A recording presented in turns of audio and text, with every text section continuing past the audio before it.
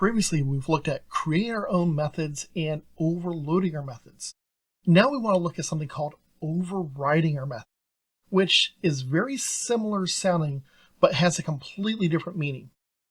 Overriding our method means we're going to take a method from a parent class and override it. That is, change what it does.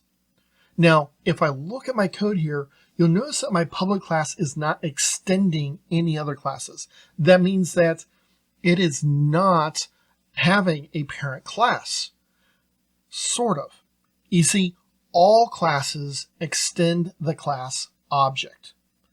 Doesn't matter if you say it or not, you automatically do it. And all classes that extend object, which is all of them, have a method called toString. This is something that's built into Java and allows us to pass an object, for example, to system.out.println. We take that toString method, which is typically going to be the class name and the memory reference where it's located. But if we want something different, we have to override it. So I'm going to come down here at the bottom, and I'm first going to do @override. Now this @override is letting Java know that, hey, I'm overriding a method. Now, you don't see what this method is just yet. We're going to put it in there. But I can say this. It is not required, but it is considered good practice. So I'm going to say public string,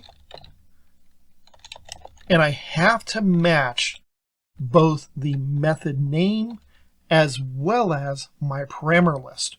So it has to be an exact match.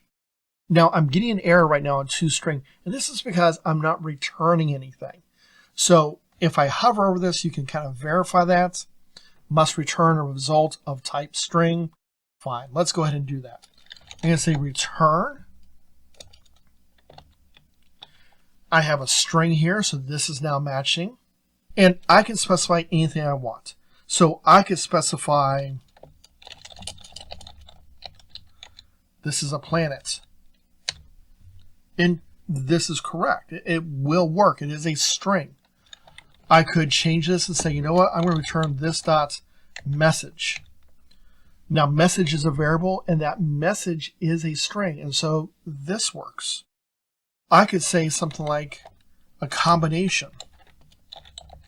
Planet.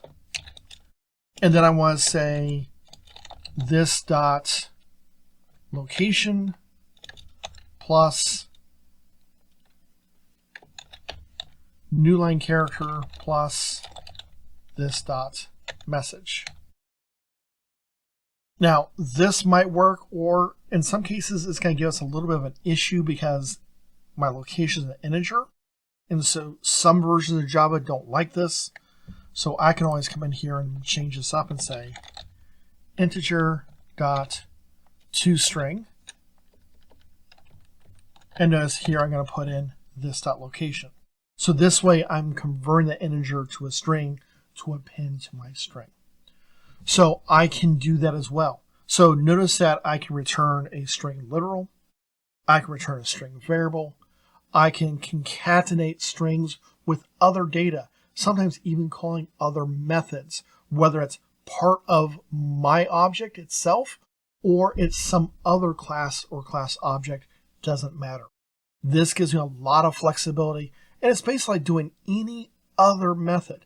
The only difference is I'm overriding the default behavior of that method. I'm saying, you know what? Use this one instead. And that's why I have that @override. It's just a little compiler hint when it goes to compile it for us. Hopefully this video was helpful for you. If so, please give the video a like and consider checking out the rest of the videos in this series on learning Java.